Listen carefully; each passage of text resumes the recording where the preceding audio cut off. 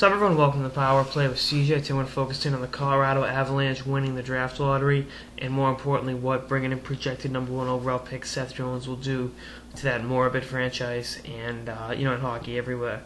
Anyone that knows the Seth Jones story knows his dad was playing in the NBA for the Denver Nuggets. Popeye Jones is a pretty good player.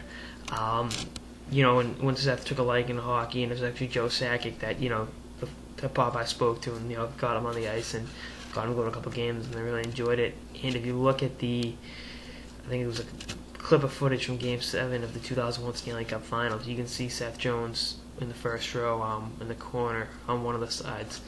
When Bork won the cup and everything, and as a Bruins fan, that was one of my favorite moments in hockey history. But it's just so funny. Denver's where so much of his hockey career got started. I know most of his youth hockey was played in Dallas, but Denver is where a lot of it really began to fall into place when his dad was with the Nuggets. And this is really a homecoming for him, and I think he'll be in an environment that'll be beneficial to his skill set and everything else. And I think had he gone to the Florida Panthers and gone to South Beach or the Everglades, I think he would have done just fine. But and we'll talk more about the Panthers. We're gonna have draft coverage wall to wall from now. We're 2 months out from the draft as of midnight tonight, or noontime tomorrow actually. But we'll talk more about that later. But I just want to talk about Jones.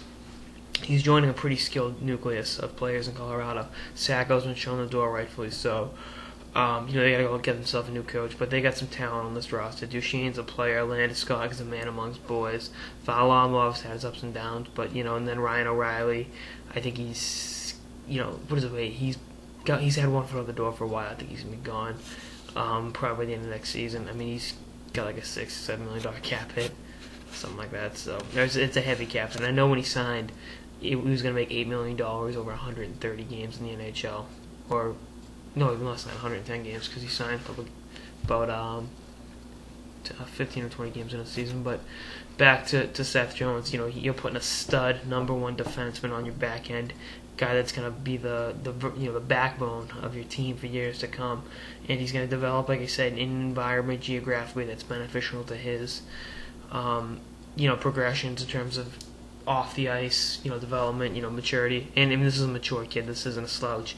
And, I'm excited to see what he does in Colorado. I think he's going to be a fan favorite there, and I think he can inject some life into that team. Not having a first-round pick last year hurt, but, see what happens. And I think it's going to be the beginning of what could be the Colorado Avalanche being competitive perennially. Part two, and it's an exciting time. You look at Duchesne, O'Reilly, and those guys played in the playoffs before in 2010. They almost upset San Jose.